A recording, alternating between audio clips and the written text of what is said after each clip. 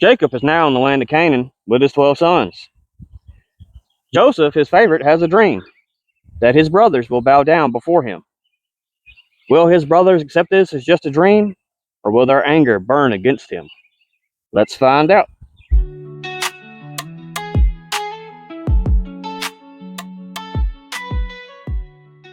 Hey there, everybody. Welcome to Tally Talks Bible. So if you've been here before, been following along, we've been talking about the accounts of Jacob. But now we're going to shift gears, and we're going to talk about Jacob's sons, mainly Joseph. The remaining chapters in Genesis follow Joseph, and as it's been here the past few videos, I've been having to break things into different parts. So following the story here of Joseph, this is going to be multiple parts. This is probably going to be a 4, maybe even a 5-part series. So where left off is Jacob was traveling, and now Jacob has arrived in Canaan. He's in the land of Canaan, where his father's from, Isaac. So now we're just, some time has passed, and his children, his 12 sons, have grown up some. And we're going to just dial in and focus on Joseph. So with that being said, I'm going to jump right in. We're going to be on chapter 37. And it's going to open up with Joseph having a dream. Now keep in mind, Joseph is the first son that he had with Rachel. And Rachel was his favorite wife. Jacob has 4 wives, or did. Rachel has now passed away. So it was no secret that Rachel was his favorite. And now here Joseph is, who is actually his 11th born son, is his favorite son. So in this chapter, as we read it, you're going to see that he's paying favoritism towards Joseph. So let's get started. And it begins. Jacob lived in the land where his father had stayed, the land of Canaan. This is the account of Jacob's family line. Joseph, a young man of 17, was tending the flocks with his brothers, the sons of Bilhah and the sons of Zilpah, his father's wives, and he brought their father a bad report about them. Now Israel loved Joseph more than any of his other sons, because he had been born to him in his old age, and he made an ornate robe for him. When his brothers saw that their father loved him more than any of them, they hated him and could not speak a kind word to him. Joseph had a dream, and when he told it to his older brothers, they hated him all the more. He said to them, "Listen to this dream I had. We were binding sheaves of grain out in the field, when suddenly my sheaf rose and stood upright, while your sheaves gathered around mine and bowed down to it." His brothers said to him, "Do you intend to reign over us? Will you actually rule us?" And they hated him all the more because of his dream and what he had said. So now we're seeing here, it's a dream he's having, that his brothers will bow down before him. And they're not taking too kindly to it. They already don't like him because they know that their father, Jacob, who is now being referred to as Israel, shows more favor to him. And with this dream, it's showing, a lot of times the dreams were prophetic. That's the way in these times that they were said to connect to the Lord, is through these dreams. So with these dreams being somewhat prophetic, we'll see this come to fruition later on. Not necessarily that Joseph is ruling over them, but things later on that happened where the brothers will have to come before him later on in the story. So let's finish up here. Then he had another dream, and he told it to his brothers. "Listen," he said, "I had another dream, and this time the sun and moon and 11 stars were bowing down to me." When he told his father, as well as his brother, his father rebuked him and said, "What is this dream you had? Will your mother and I and your brothers actually come and bow down to the ground before you?" His brothers were jealous of him, but his father kept the matter in mind. See, now we're seeing the moon and the stars. And you hear Israel here saying that, will your mother and I bow down before you too? Well, right here when it says the 11 stars, that's referring to his brothers. The moon is a reference to his mother, which his mother has passed away, so this would be more of a stepmother, if you will, which would be Leah, which was actually the first wife of Israel. So here he is, he's having another dream. And if you see here, it's saying that his father kept it in mind because, like I said a while ago, a lot of times these dreams were prophetic, meaning that something could come to pass later on. So he's keeping that in mind. He's not completely shutting it down. So his brothers do not like this one bit. Don't like the dreams. Don't like that he's been picked as the favorite. So now they're going to do things their way. They're plotting against him. So let's see what happens. Now his brothers had gone to graze their father's flock near Shechem. And Israel said to Joseph, "As you know, your brothers are grazing the flocks near Shechem. Come, I am going to send you to them." "Very well," he replied. So he said to him, "Go and see if all is well with your brothers and with the flocks, and bring word back to me." Then he sent him off from the valley of Hebron. When Joseph arrived at Shechem, a man found him wandering around in the fields and asked him, "What are you looking for?"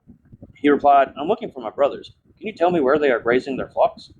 "They have moved on from here," the man answered. "I heard them say, 'Let's go to Dothan.'" So Joseph went after his brothers and found them near Dothan. But they saw him in the distance, and before he reached them, they plotted to kill him. "Here comes that dreamer," they said to each other. "Come now, let's kill him and throw him into one of the cisterns and say that a ferocious animal devoured him. Then we'll see what comes of his dreams." Now we know here that Joseph is the 11th son. He's the youngest son. And if we look at a pattern here, the Lord also, not only Israel here, also picks someone that's lower on the totem pole. It's usually not the firstborn. So this is all showing a pattern with how Israel sees Joseph as his favorite. We're going to see coming later on that the Lord is with Joseph. This is actually a callback here because of the Cain and Abel story. One was being showed favor, was jealous, didn't like it.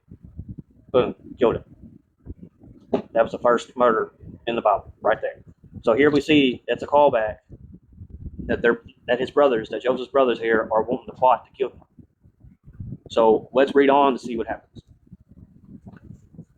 When Reuben heard this, he tried to rescue him from their hands. "Let's not take his life," he said.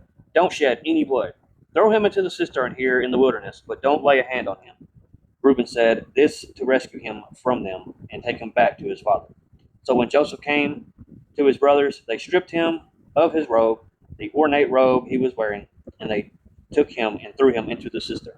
The cistern was empty. There was no water in it. As they sat down to eat their meal, they looked up and saw a caravan of Ishmaelites coming from Gilead.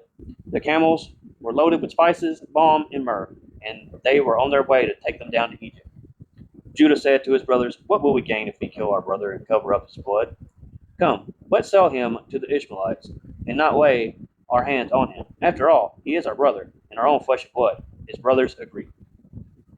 So when the Midianites merchants came by, his brothers pulled Joseph up out of the cistern and sold him for 20 shekels of silver to the Ishmaelites, who took him to Egypt.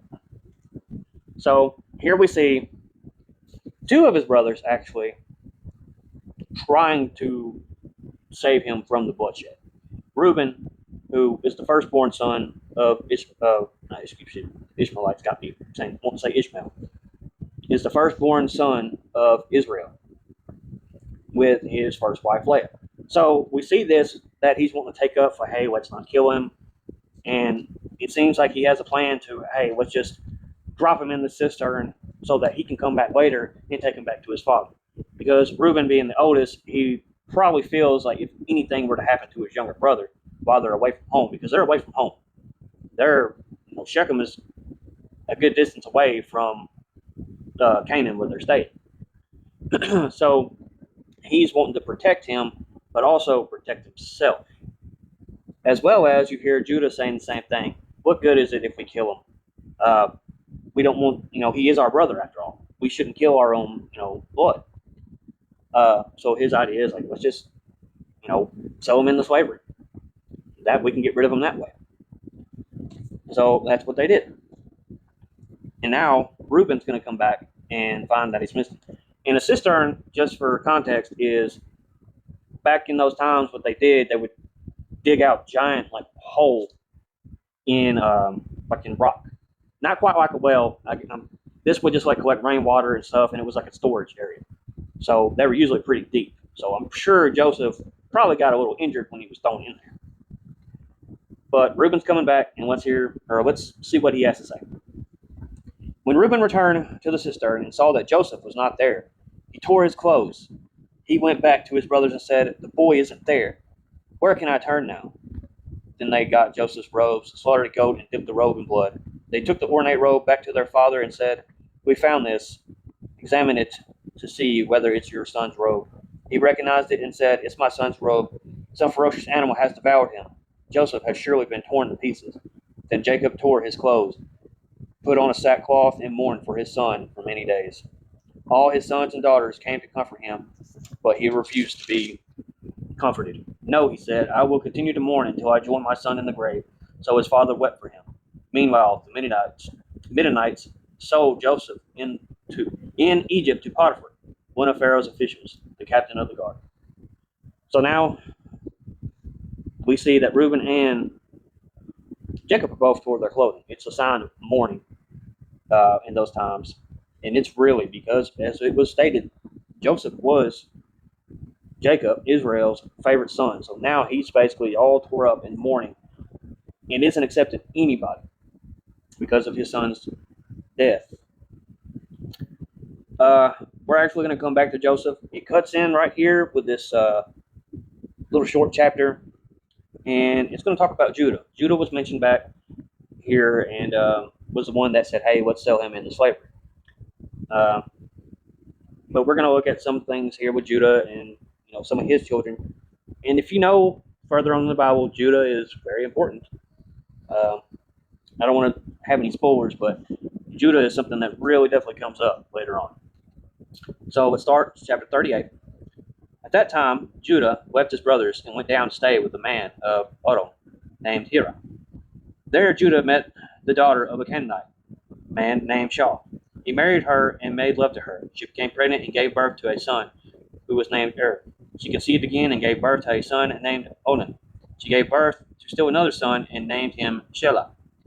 It was at Kizib that she gave birth to him. Judah got a wife for his firstborn, and her name was Tamar. But Judah's firstborn, was wicked in the Lord's sight, so the Lord put him to death. Then Judah said to Onan, "Sleep with your brother's wife and fulfill your duty to her as brother-in-law to raise up offspring for your brother." But Onan knew that the child would not be his. So whenever he slept with his brother's wife, he spilled his semen on the ground to keep from providing offspring for his brother. What he did was wicked in the Lord's sight, so the Lord put him to death also. Judah said to his daughter-in-law Tamar, "Live as a widow in your father's household until my son Shelah grows up." For he thought, he may die too, just like his brothers. So Tamar went to live in her father's household. Okay, so here we go. Judah he went away from his brothers and has married a Canaanite woman. That is not good in the eyes of the lineage, basically, because if you remember back to Esau married Canaanite women as well, and Isaac did not like that. It says that Esau married these Canaanite women and made trouble for Isaac and Rebekah. So that's even why, like, Isaac was even, pushed back to his, Abraham's family line, or to keep it in the same family, basically. Like I said, incest was a little different. It's not like the same thing then as it is now. So keeping the bloodline pure was something that was done. And, Isaac went back, or a wife was found for Isaac, Rebekah, and then also, as we know, that we just read, that Jacob himself was sent to Laban. That's where he accumulated all these wives he had, was from Laban, his uncle. So marrying this Canaanite woman, it's not good. Canaanites, as it says here, were wicked, and the Lord put them to death. So now he's fearing for his third son, who's, I guess, too young now to be married. He's fearing for his son's life. So he's done told his daughter-in-law, hey, just live as a widow for now. But she's not going to take that laying down. After a long time, Judah's wife, the daughter of Shah, died. When Judah had recovered from his grief, he went up to Timnah, to the men who were shearing his sheep, and his friend Hira, the Edomite, went with him. When Tamar was told, your father-in-law is on his way to Timnah to shear his sheep, she took off her widow's clothes, covered herself with a veil to disguise herself, and then sat down at the entrance of Enah, which is on the road to Timnah. For she saw that though Shelah had now grown up, she had not been given to him as his wife. When Judah saw her, he thought she was a prostitute, for she had covered her face. Not really realizing that she was his daughter-in-law, he went over to her by the roadside and said, come now, let me sleep with you. And what will you give to me to sleep with you? She asked. I'll send you a young goat from my flock, he said. Will you give me something as a pledge until you send it? She asked. He said, what pledge should I give you? Your seal and its cord and the staff in your hand, she answered. So he gave them to her and slept with her, and she became pregnant by him. After she left, she took off the veil and put on her widow's clothes again. Meanwhile, Judah sent the young goat by his friend, the Edomite, in order to get his pledge back from the woman, but he did not find her. He asked the men who lived there, where is the shrine prostitute who was beside the road at Enah? There hasn't been any shrine prostitute here, they said. So he went back to Judah and said, I didn't find her. Besides, the men who lived there said, there hasn't been any shrine prostitute here. So now we see that fast one's been pulled on Judah here. His daughter-in-law has disguised herself and taken advantage of the fact that he was grieving and everything. He's now over his grief. And I guess he figured that he needs to feel a need. So she kind of disguised herself. And she was promised Shelah, to be her husband once he grew up. And that promise wasn't fulfilled. So now she's taking things into her own hands by going to Judah and disguising herself to sleep with him to become pregnant. And because of this, that gives her birthright. She will be, give him a child, hopefully a son, because sons were what carried on the lineage. And as we know, if a woman wasn't having children, then that was like a death sentence to them. So Judah's going to realize what's going on, that this woman is gone and everything else. And then he's going to discover who it is. So let's continue on.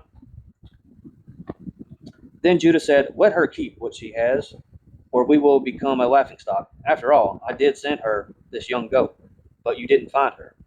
About 3 months later, Judah was told, your daughter-in-law, Tamar, is guilty of prostitution, and as a result, she is now pregnant. Judah said, bring her out and have her burned to death. As she was being brought out, she sent a message to her father-in-law. I am pregnant by the man who owns these, she said. And she added, see if you recognize whose seal and cord and staff these are. Judah recognized them and said, she is more righteous than I, since I wouldn't give her to my son Shelah, and he did not sleep with her again. When the time came for her to give birth, there were twin boys in her womb. As she was giving birth, one of them put out his hand, so the midwife took a scarlet thread and tied it on his wrist and said, this one came out first. But when he drew back his hand, his brother came out. She said, so this is how you have broken out. And he was named Perez. Then his brother, who had the scarlet thread on his wrist, came out, and he was named Zerah. So now we're seeing a callback to Jacob and Esau right here with the birth of these twins. And we're seeing one coming out first and being marked with scarlet, which if you remember, Esau was a very hairy man of red hair, came out first with Jacob holding his heel. So here we go again. They're marking the firstborn with this scarlet, which is a callback to Esau. And then he draws back, and then the second one, Zerah, comes out. Perez came out, and then Zerah, the one with the scarlet wrist, came out after. So it's again the firstborn, secondborn thing is playing out again right here. And these two right here, this line right here is going to be very important. Coming on way down the line. We'll cross that bridge when we get to it. So that's the end of that chapter. I'm going to knock out chapter 39 real quick, and then I'm going to wrap this up. And this will be part 1 of the Joseph series. And this is basically just going to talk about Joseph. He's now in Egypt as a slave, but the Lord is with him. So the Lord has not forsaken him, and he's not going to let him live uncomfortably. So let's start. Now Joseph had been taken down to Egypt. Potiphar, an Egyptian who was one of Pharaoh's officials, the captain on the guard, bought him from the Ishmaelites, who had taken him there. The Lord was with Joseph so that he prospered, and he lived in the house of the Egyptian master. When his master saw that the Lord was with him, and that the Lord gave him success in everything he did, Joseph found favor in his eyes and became his attendant. Potiphar put him in charge of his household, and he entrusted to his care everything he owned. From the time he put him in charge of his household and all that he owned, the Lord blessed the household of the Egyptian because of Joseph. The blessing of the Lord was on everything Potiphar had, both in the house and in the field. So Potiphar left everything he had in Joseph's care. With Joseph in charge, he did not concern himself with anything except the food he ate. So here we see Joseph, who was, by deception, by anger, sold into slavery by his brothers, is now in Egypt and is thriving. So maybe these dreams weren't just dreams. Everything that he did, the Lord was with him. And we're going to hear this repeated, I believe, 4 times, that the Lord is with Joseph. The Lord is with Joseph. He's going to keep repeating this in everything he did. But, of course, as we know, things tend to repeat themselves, and there's always going to be a snake, if you will, right around the corner. So it says, now Joseph was well built and handsome, and after a while his master's wife took notice of Joseph and said, come to bed with me. But he refused. With me in charge, he told her, my master does not concern himself with anything in the house. Everything he owns, he has entrusted to my care. No one is greater in this house than I am. My master has withheld nothing from me except you, because you are his wife. Now then, could I do such a wicked thing and sin against God? And though she spoke to Joseph day after day, he refused to go to bed with her, or even be with her. One day he went into the house to attend to his duties, and none of the household servants was inside. She caught him by his cloak and said, come to bed with me. But he left his cloak in her hand and ran out the house. When she saw that he had left his cloak in her hand, and he ran out the house, she called her household servants. Look, she said to them, this Hebrew has been brought to us to make sport of us. He came in here to sleep with me, but I screamed. When he heard me scream for help, he left his cloak beside me and ran outside the house. She kept his cloak beside her until his master came home. Then she told this story. The Hebrew slave you brought us came to me to make sport of me. But as soon as I screamed for help, he left his cloak beside me and ran out the house. When his master heard the story, his wife told him, saying, this is how your slave treated me. He burned with anger. Joseph's master took him and put him in prison, the place where the king's prisoners were confined. So here we go again with just more deception. But Joseph, we're seeing Joseph here for the first time, a follower, of the Lord, actually doing what he's supposed to be doing. He's not trying to take advantage of the situation. He knows that he's on up there now. He's in charge of the whole household, but he still does. He knows his place when it comes to the areas in Egypt. He knows that he has to respect his master, but at the same time, he's still giving up praise to the Lord, because he's telling her, what good would it be for me to sleep with you and do such a wicked thing in the eyes of the Lord? Because he knows that, for one, that would be adultery. And adultery in that time, even today, is still seen as terrible. And it's a big, major sin to do that. And 2, it's saying that he just doesn't want to be around her at all. He's like trying to avoid her. And it makes point to say that all the servants weren't around, so she tried to take advantage of him. But he didn't want nothing to do with it. So she come up with this lie to condemn him. And now he's been put in prison. But even in prison, the Lord's still with him. So let's see how he's faring. But while Joseph was there in the prison, the Lord was with him. There it is again. He showed him kindness and granted him favor in the eyes of the prison warden. So the warden put Joseph in charge of all those held in the prison, and he was made responsible for all that was done there. The warden paid no attention to anything under Joseph's care because the Lord was with Joseph and gave him success in whatever he did. So right back there, he was with Potiphar. Potiphar's like, okay, here, Lord's with you. You're in charge of all this. Takes it over, everything prospers. Joseph gets thrown in prison. Warden sees, hey, the Lord's with you. You're going to be over all this. And it's going to keep going and going and going. So that's it for part one of the Joseph story. Like I said, this is going to be a multi-part series, and it's just getting started. There's a lot of really cool and interesting things in this narrative of Joseph and his brothers, and it's going to lead up to some really interesting things. I'd like to thank you for watching, and as always, God bless.